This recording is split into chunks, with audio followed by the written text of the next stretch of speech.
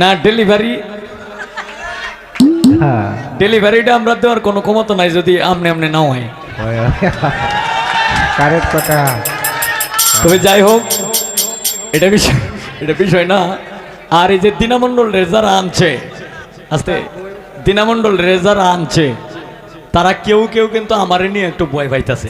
সত্য যে কথা, আসলে রে ভাই ভয় পাওয়ার কোনো কিছু নাই, কারণ সেও শিল্পী আমিও শিল্পী। আজকে যদি আমি একটা শিল্পীকে এই অপমান অপদস্থ করি, তাহলে আমি সারারাত্র গানটা গায়ন করে লিয়া। কিংবা আরেকজন শিল্পী যদি আমাকে একটা অপমান করে, তাহলে আমি সে পরে গানটা গাইব করে লইয়া। তো যাই হোক, ভয় পাওয়ার কোনো কিছু নাই। সে আমার ছোট বোন, সে যেভাবে ভালো লাগে সে সেইভাবে গান করব। আমি খালি তার পিছনে পিছনে গান করে যাবো। আর হয়তো তুই একটা কথা আমি কই, এটা মানে তার একটু হাইলাইটস করিয়া দিই। হ্যাঁ, এটার জন্য আবার আপনারা ভয় পায়েন না, যেন না জানি কোনটা বাইন কয়ে বই।